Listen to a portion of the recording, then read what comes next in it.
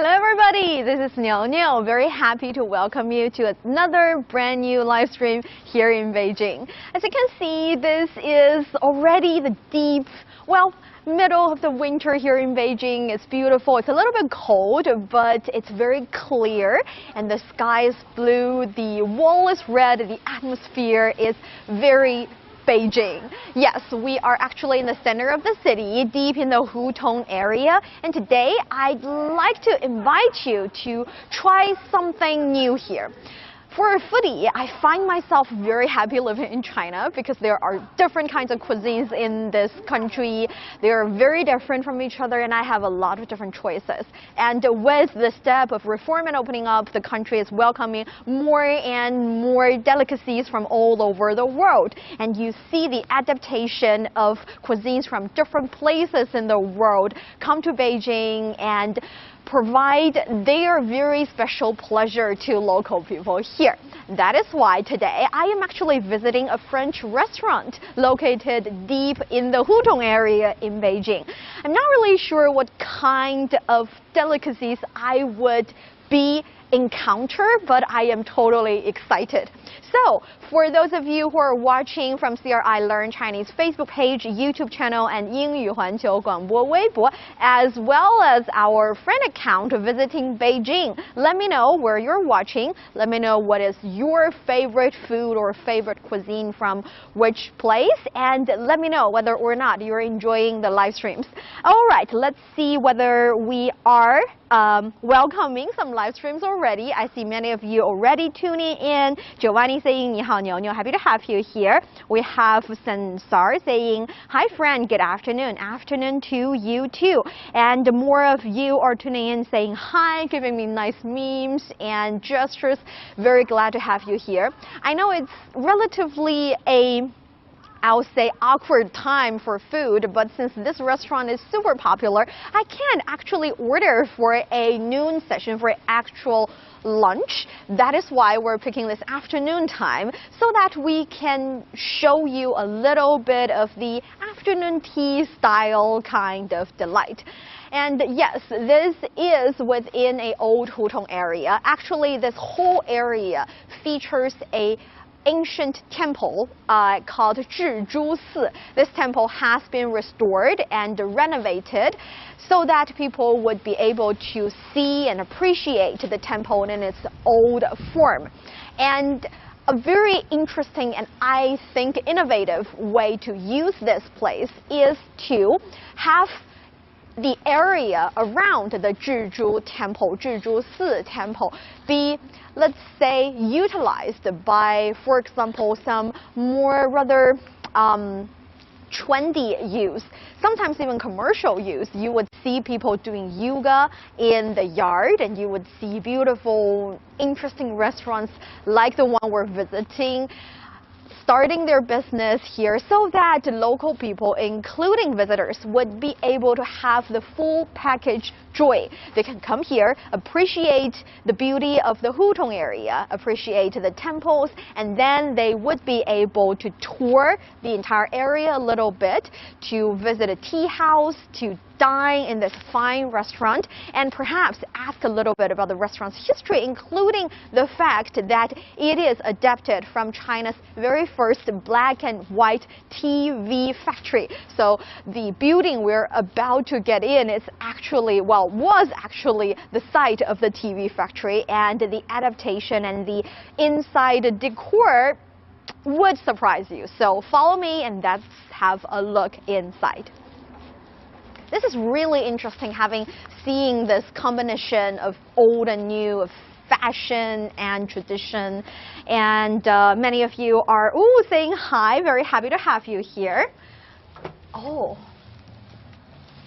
as you can see, because of the, let's say, pandemic situation, when you're actually entering the place, you would see these kind of QR codes, of course, with this QR code suggesting that when you're getting in, you need to scan the codes, making sure that you have not visited any high-risk places within 7 days, so you do not become a danger to other guests, of course. And like I said, the decor inside is really I would say with a minimalist kind of style. It's very clean and the surrounding is not too much. It is the kind of, let's say, environment I would like to enjoy if I want to concentrate or focus on the dishes. And before we enter the area, let me say hello to many of you. We are saying hello to Nicola, saying everybody good morning, happy to have you here. And we have friends from Bangladesh, happy to have you join the live stream. Good morning to Makhi. And also James saying very nice. I assume you're talking about this nice restaurant as well as the live stream, so thank you so much. And we also have Kenny saying, enjoy the meal, Niuniu, and looking forward to hear which plate you like. Yes, I would do that. Actually, today I would be having the pleasure to meet 4 different, very interesting and very innovative dishes from the restaurant, and I will pick my favorite. But in the meantime, I would strongly invite you to pick your favorite as well. I know you cannot taste it online or from the lenses, but you can pick which is the most beautiful in your opinion, because presenting is also very interesting in French cuisine. So yes, hello to Daniel Wang, happy to have you. Haven't seen you for quite a while, and you're saying lovely weather you have there. It is very beautiful, and as you can see with the decor of the restaurant, there are really large glasses using as walls, so you would be able to appreciate the beauty of this temple area as well. And here we have a friend waiting for me already. Hi, hello, nice to meet you. Hi. It's a pleasure having you here. Very happy to have you here, and today we are with our friend who is also the general manager of this restaurant here in the restaurant. If you want to know more about it, asking him would be the best choice. So would you mind introducing yourself to us a little bit? So, I'm Andrea Amadio. I'm Italian, coming from the northeast of Italy. Ciao. Ciao. And I've been in China since 2011. I came here as a student at the beginning, and slowly I pulled myself inside this very nice industry. That's very nice. So you've been here since 2011. Perhaps you can introduce yourself a little bit to our friends in Chinese as well? 也可以啊。哦，你口音很好哎。因为我一直都在北京。然后我到北京的时候就是2011年的时候就到北京，然后我上了那个首都师范大学。然后我毕业了以后，我忘记回家。忘记了回家是吗？忘记了回家，然后一直在北京，因为说实话我爱这个城市。Oh, that is very lovely. Thank you. So perhaps we can come inside and please. Thank you.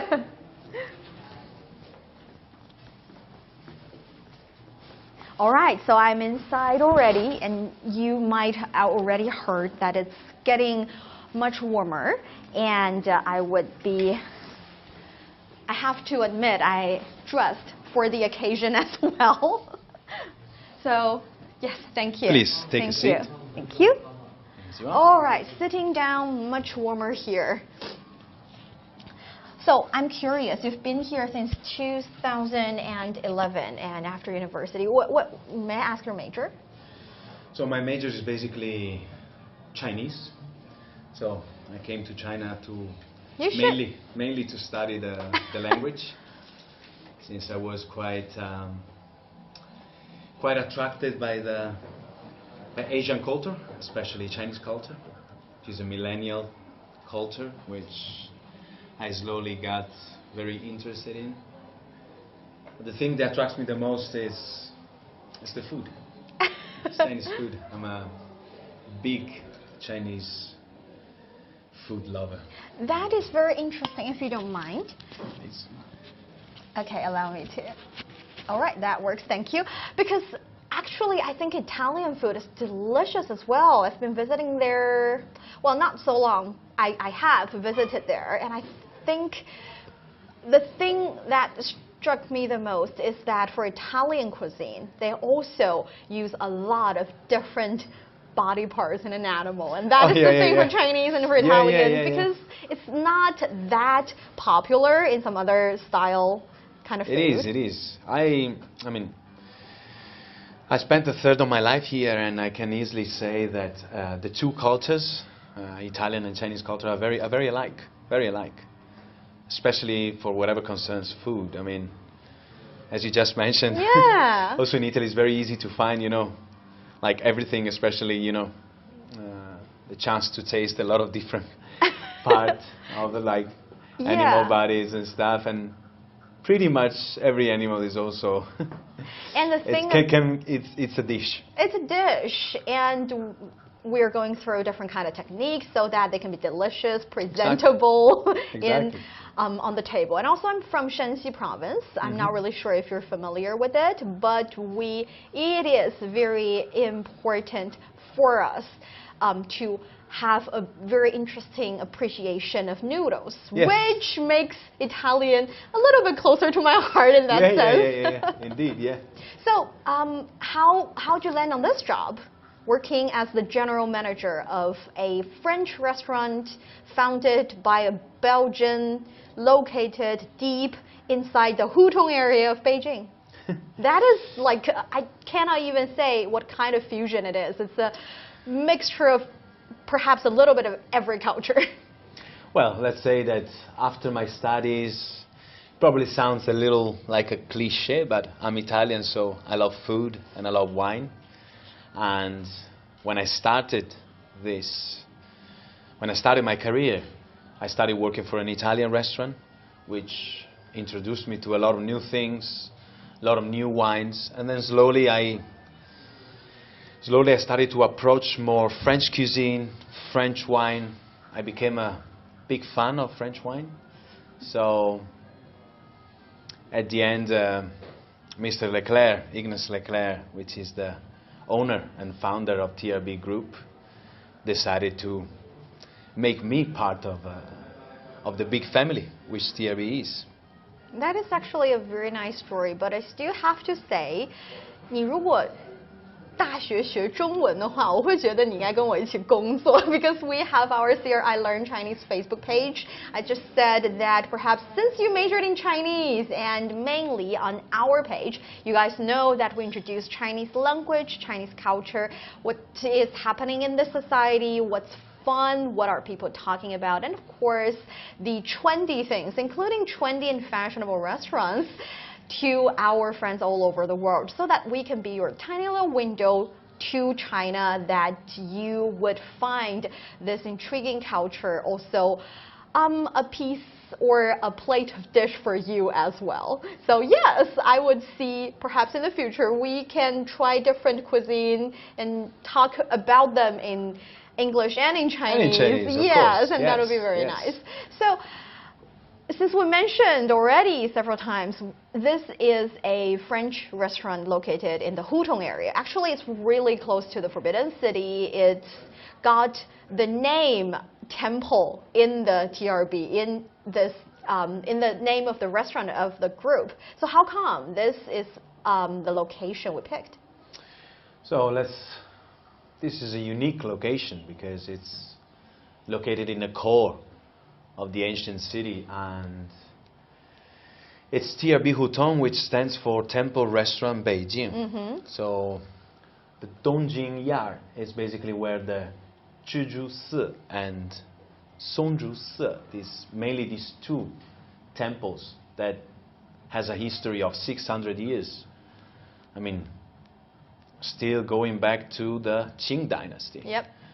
It's the main attraction of this yard, and the main reason why our restaurant is unique in Beijing. Not only the location, I mean, TRB is special for so many things that makes TRB special, but I would say that the first one is unique location. Yeah, and I know the restaurant has been here for several years, and I would assume, of course, you're going to welcome a lot of guests, expat guests, but also local residents as well. Is there a Indeed. fun story, or what have you noticed for the customers coming here? What are their... Pardon me, because I myself find French cuisine a great delight and also a very time-consuming kind of, let's say, pleasure. How about the customers here? So let's say that, for example, now we're living a time where most of our guests are all locals. Since at the beginning, TRB used to work a lot with travelers. That's why we got elected also on TripAdvisor. I mean, according to the ranking and comments, we got elected in 2018. We were at 7 ranks, and the year after we were nominated top restaurant.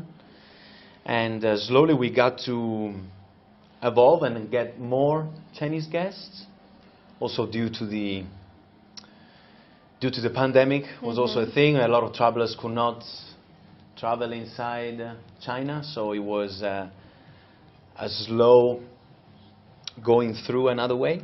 Yeah, that is also something I'm concerned with. That is, after the pandemic, even though we say that the peak here in China has already passed for 1 or 2 years, and we've seen some minor resurges, of course, but people are still being very, I would say, cautiously optimistic. We're still wearing masks. We're trying to avoid major gathering of people, of course, and I noticed in the beginning, in the entrance area of the restaurant, we have to scan the code to make sure we know we haven't actually visited any high-risk places, so we do not pose a risk to other guests as well. Exactly.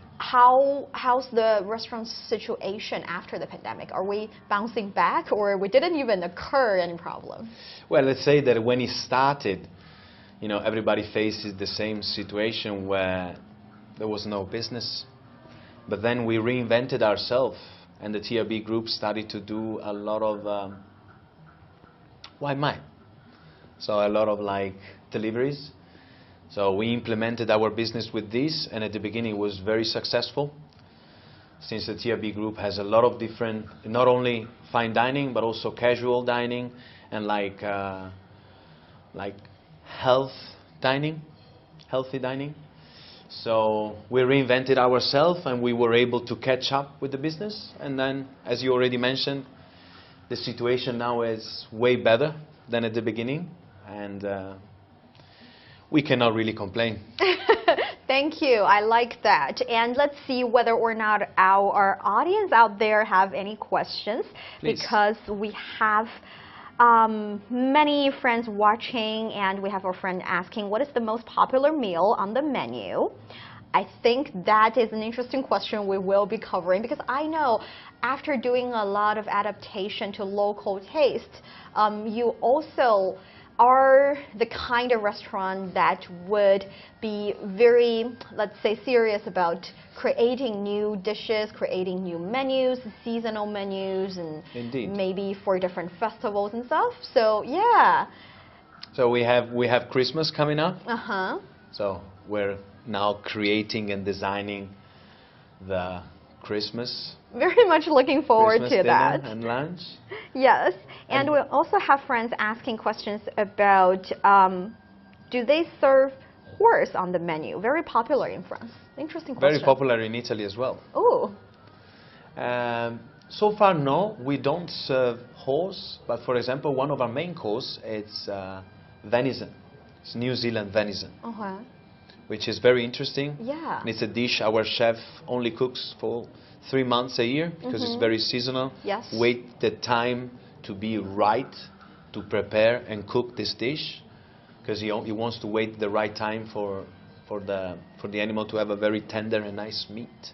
Since it's a very peculiar dish. On that topic, what is the strangest meal you have ever tasted?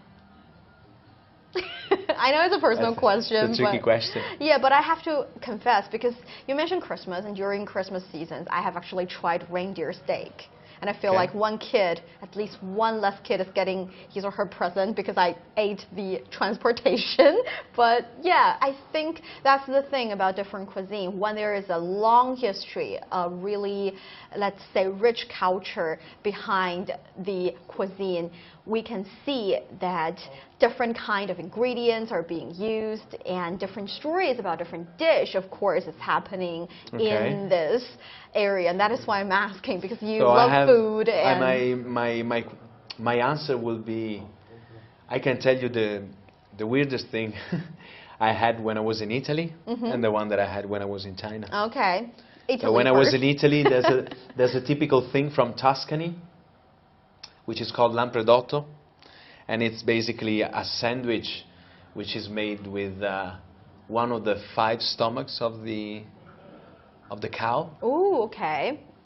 And intestines, fine. Yeah, it's I'm like okay with it. It's like stewed with a very long time, which is very nice, very intense flavor. Sounds like luju. Luju, okay.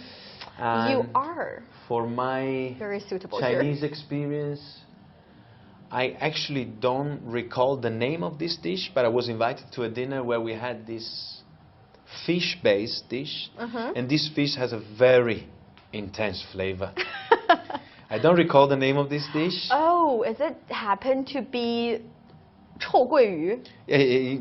It might, right? It's probably that. Yeah, it might be that. Yes. Yes, it has a strong flavor. I like it a lot. I was kind of impressed by the nice flavor, but yeah, when he presented there, it was a bit was something. Yes, and I think we've already mentioned in the beginning that China is a vast country with a lot of different cuisines, and different styles. I still haven't tried so many things, which I'm very curious about. Yeah, I will take time only to travel China because there's so many things yet to be discovered, to be explored. Yes, here in China, not only can you appreciate all the different vast majority but differentiated cuisines in the country, you get to also have a little taste of international cuisines like in places like here. So I think we've been talking about food already a lot. So is it possible? This kind of things makes us very hungry. Yeah. Is it possible that we can have the creator of the wonder of food to join us? Indeed. Let me first greet all the friends that have been following us. Thank you very much, everyone, and 欢迎大家来 TRB.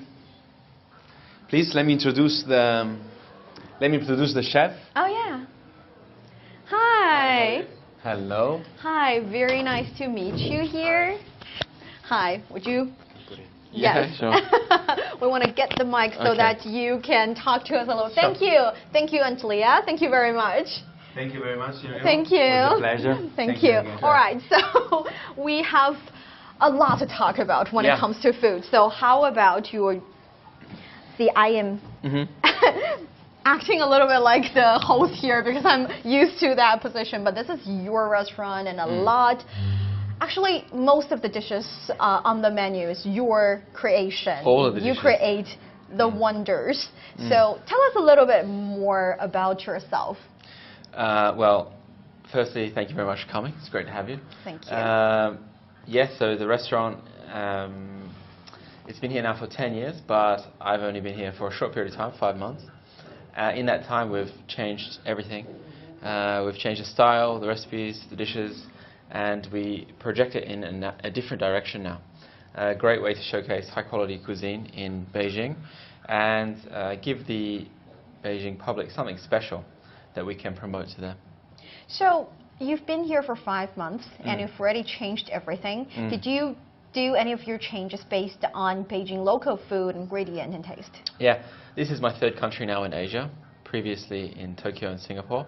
So coming to Beijing, I always, when I change country, will incorporate local ingredients. Also, you are also cooking for local guests, so you must adapt the sauces differently, the size of the portion differently, the salt content differently. You have to always understand your clientele and then give the guests something that they want. Well, actually, I think we do the same thing in the media sector as well. When we're doing live stream, we talk to our friends on different platforms.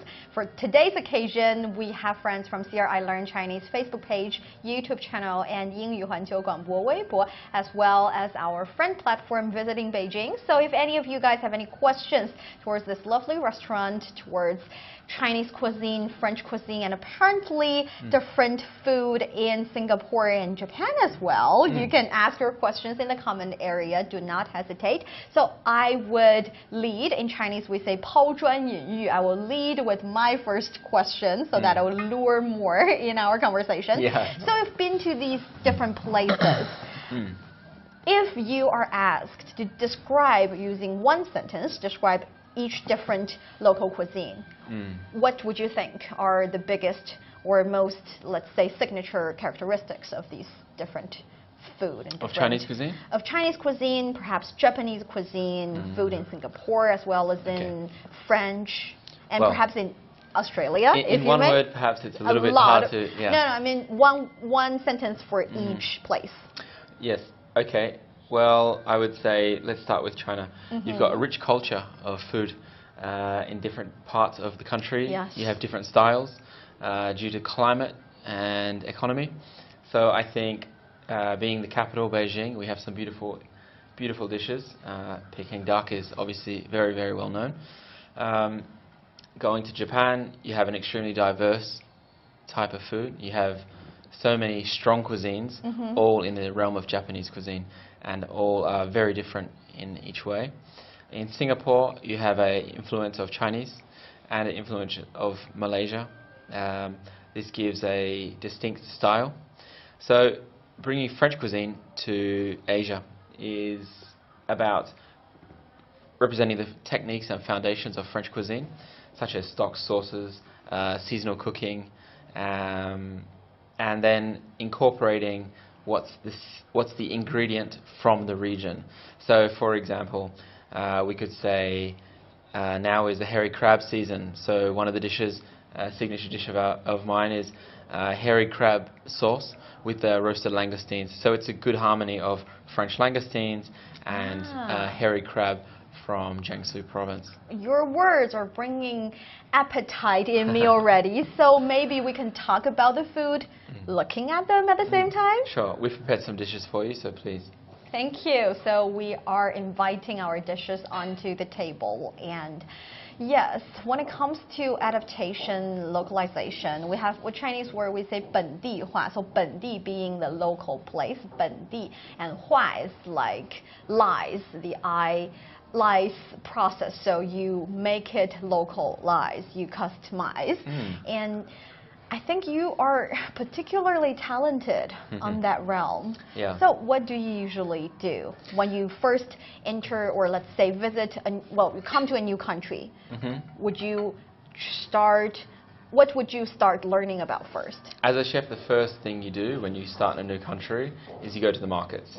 You must understand what is available in the market at that time of year. Once you understand the ingredient, then you can write a menu. Coming to the country with menus already written is not the wisest idea. It's better to start from scratch, understand the produce, and then construct your menu. Wow, that sounds like heavy work.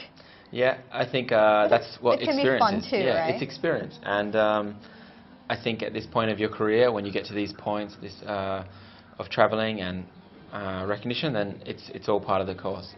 Okay, so what am I looking at right now? Okay, so you have three of our signature dishes coming to you now. The first is our sweet corn emulsion with cognac and lobster jelly with Ossetra caviar on top. Okay. We use caviar from the Hangzhou province, and it's beautiful, and it's got a lovely bead to it, a little bit salty, and it goes very, very well with lobster and sweet corn. Here we have, as we mentioned, our langoustine with tomato fondue and hairy crab sauce, which we will pour now. Inside each litre of sauce is 5 hairy crabs, so the sauce is very rich and it's a very pronounced taste of crab. I'm already smelling it. Yeah, this comes back to seasonal cooking because this is only available for 2 months. and after this we have to change the dish. So it's very, very important. Some dishes are essential and won't change on the menu, and some dishes are seasonal and will always be changed with the season. Over here you have our M9 Wagyu beef, which is the highest grade of Australian Wagyu you can find in China.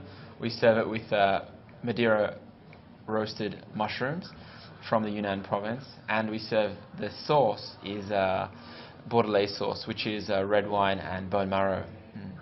We serve the black emulsion on the plate is black truffle puree. So again, it's a competition of flavor with Madeira cooked mushrooms, truffle puree, and robust beef. You've been here for 5 months. I know it's a stretch, but any of the ingredients you can say in Chinese? You have been visiting the markets. You have to talk to local people at some point. Yes, of course, of course. Usually I always have my sous chef by my side.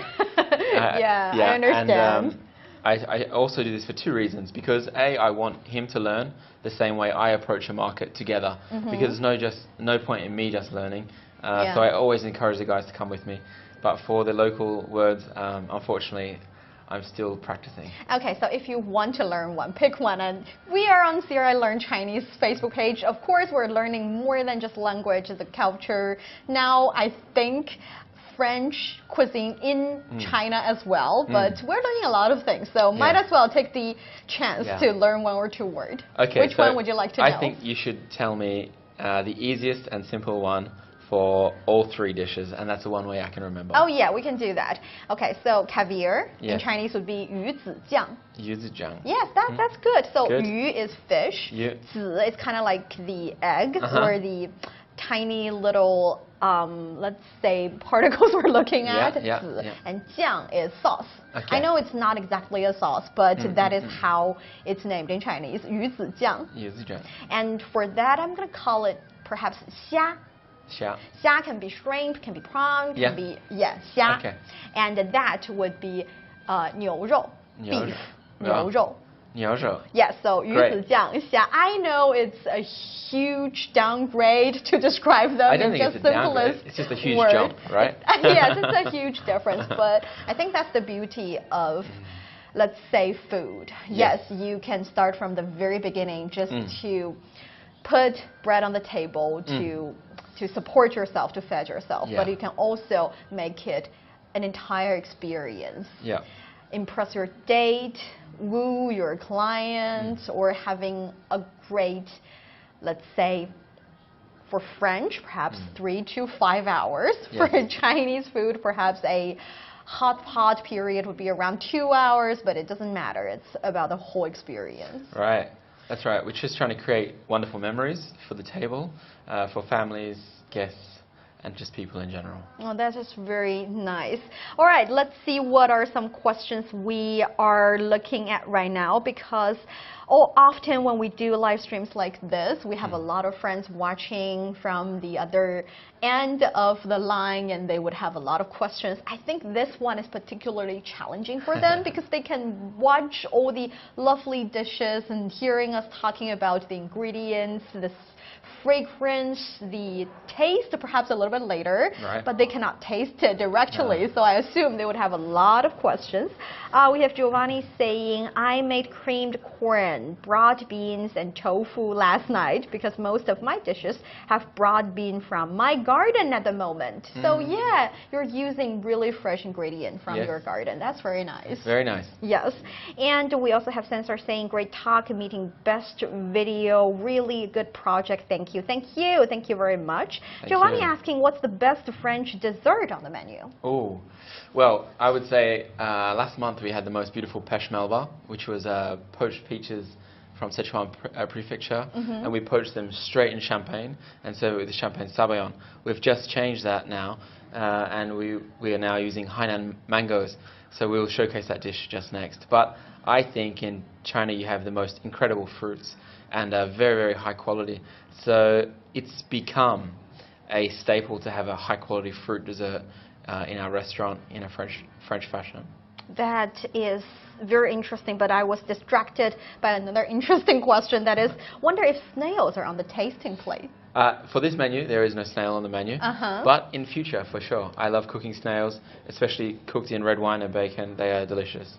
Are you interested in trying out new ingredients that you didn't perhaps even meet before? Because like you mentioned, China is a vast country with different atmosphere, different places, and different style. Perhaps there will be some kind of, I would say, vegetable or mushroom with a very strange flavor. Are you an adventurer like that? You'd like to try new things? Well, of course. In China, you have beautiful matsutake mushrooms.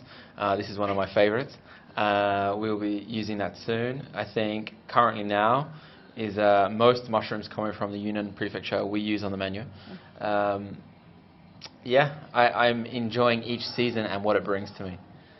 What it's like to be into different places and trying different things. Are you connecting with any of the customers yet? Of course, of course. I make a point to speak to every guest that comes to the restaurant. It's very important for me to get to know who I'm cooking for because, like I said, a restaurant's about making personal relationships and connecting with the people that you cook for. Thank you very much. So if I would try, because I know there's one other plate waiting for us, so I'm going to try some of them. So how should I start? I think you should start with caviar. It's the best way to start any meal.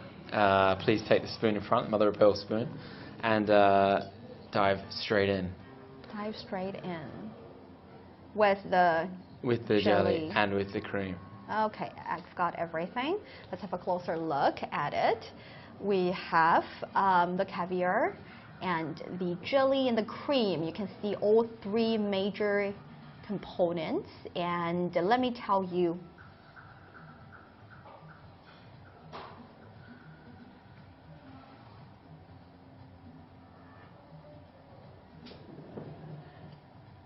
I have to say, to start with, it's really delicious. It melts in your mouth, and your buds can taste all different kinds of flavor, layer by layer. And the thing is, with the mixture of all the different, a little bit strong kind of scent for me, it doesn't really cover, or it doesn't really mess up with the flavor of caviar either. Thank you. This is really nice. I enjoy it very much. And okay. I would say now it's perfect to start with the langoustine. 虾. 虾. I think, did you cook with some kind of Spanish-related cooking style as well? No, not never, at all. Never. Ah. But what we do is we cook on we cook traditionally in a sauté pan, like French cuisine, and we cook the shellfish all medium rare. To keep the flavor and delicacy of seafood, I find it very elegant. So from this dish, you should have a pronounced taste of, a light taste of langoustine and a pronounced taste of Jiangsu crab, the hairy crabs. This is a combination dish where you are combining a langoustine with the crab, so it has to be in harmony. Let me try. Should I? Yes. Oh. All right. Okay, so, to start with, it's very tender. And it's from the outside, you can already see, you can already predict that it can be very chewy. And let me have a taste.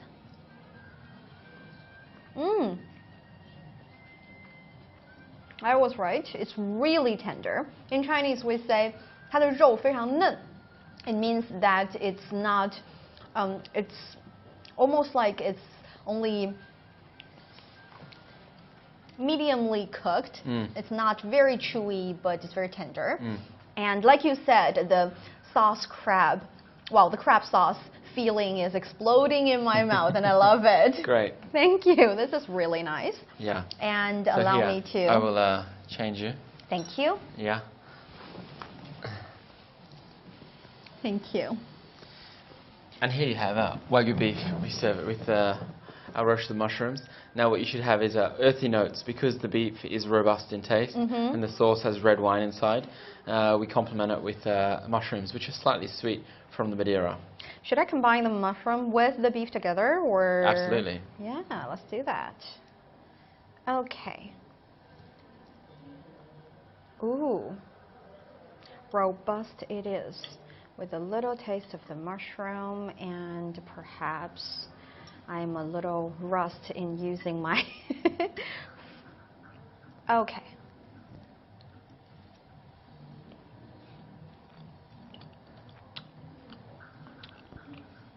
Best beef I've ever tasted. Thank you. We get that a lot. Wow. I know you guys would definitely want me to finish everything in front of you, in front of the mic and the camera, but no, I will not do that to you guys. Now, we are ready to welcome our dessert as a final touch. And I promise you, I would not let any of these delicious food go waste. After the live stream, I will finish them all. All right, so let's... Yeah, let's clear this up and we'll get you some new cutlery. Yes. And prepare for the next dish. In the meantime, let's see what are some questions and comments we got from our friends out there. We see many of you are being a little bit jealous about my exclusive experience in this lovely French restaurant located in the deep area of the Hutong area here in Beijing. We have Giovanni saying, give Niuniu some chopsticks. See, they know me. They know that I'm not that good with forks and knives now, but yes, I like the experience. And in Chinese we say 入乡随俗. So once in Rome, act like Rome. Wow, very nice. Yes, 入乡随俗. Getting into the area, you should act like it. And even though we're in the really center of Beijing and we're looking at this beautiful temple in the yard, still we are in somehow, I think, in the deepest, in the heart of the French culture, French cuisine culture as well. That's why I'm trying to act like it. Yeah. So thank you. And 你好, 你好 saying 我喜欢中国尝尝. We should taste. Oh, and now we have. Yes. So we're playing a little bit interactive here. Oh. And we have our dish here. Yes. So. What are they? So this is some of the components to construct the dish. Okay. And here we have coming now our mango course. So. Bear with me, and I will show you what to do. Okay, no problem. And we have San Diego saying, very interesting food. I agree, they're not only interesting, but also rich in culture because, it's a great combination of French food using Chinese seasonal ingredients. And the one I'm looking at right now is as elegant as an artwork and painting. Yes. And I have no idea what I'm about to do. So yes, prep me like your princesses trying to learn to, now I guess, decorate. Right. Okay. So you have a very beautiful plate. Now this is part of the challenge, is we start with a white plate because I like the white plate, and then we must construct the dish to make it look elegant, but also capture the flavor. So we have mangoes here that we have ripened for 1 week in a wine room, so around 12 degrees. This gives it an extra tenderness. Then what we do is we put this ring in the center, okay, and then you have this vanilla sabayon in the center. We just place a little bit in the middle, and then you take it off, and now you place on top, I would like you to do it, this directly on top of there. Should I wash my hands, or should I not use my hand to touch the food at all? Yeah, you don't need to use your hands, fine. Okay, so this is the moment that you guys would always remember of Niuniu ruining a perfectly beautiful dessert in front of camera. And keep in mind, after what I do, it will no longer be beautiful, but it will be very still tasty. So I didn't actually ruin it. I just give it a little personal touch. Okay. My personal, not perfect kind of touch. No problem. Okay. So go for it. I think you can use your fingers for you. Don't necessarily. Ooh. Okay, so I'm going to finish it, so I'm allowed to touch it. All right. Ooh. Yeah. Okay. Now gently place it on top. That's right. Good. Now put your fingers on this side. Move this finger. Yeah, good. Yay! Didn't ruin it. Wow, so nice. Okay, so then we finish with a quenelle of passion fruit and mango sorbet. Passion fruit. So on top, we just place that there. Okay, and that's our dish. And that is the dessert you guys talked about and you wanted to know on the menu, the dessert. Yes, so right. It's mango from Hainan province. Yes. And Japanese brown sugar and vanilla and passion fruit. Okay, so let me have a taste. The beauty of the way we slice the mango is you can just use your fork and it will break apart. It can stay beautiful after my not very disastrous touching. And see, I'm not. You should taste nice ripe mangoes after 10 days of ripening. They're very sweet, but also have the texture. And the texture is between really fresh mango and jelly. I can still find it. Thank you. That is, even though I had only one taste of each dish, it's already lured me into the restaurant. I'm pretty sure I'll be visiting it later. And thank you so much. My pleasure. Thank you very much. Thank you very much. For you guys who have been watching the live stream, thank you for this lovely around 45 minutes. If you have any questions, you can continue asking them. And thank you for staying with CRI Learn Chinese Facebook page, YouTube channel, and 英语环球广播微博. In case you have any questions, leave your questions in the comment area. Special thanks to our friends platform, the Visiting Beijing platform. In the future, if you're interested in knowing the language, culture, society, anything trendy happening here in China, you should stay with us. And thank you so much. Special thanks to our general manager and our chef here, Luke here. Yes. Thank you so much for staying with us. Thank you very much. And thank you guys. We'll see you next time. Bye-bye, everybody. Bye-bye.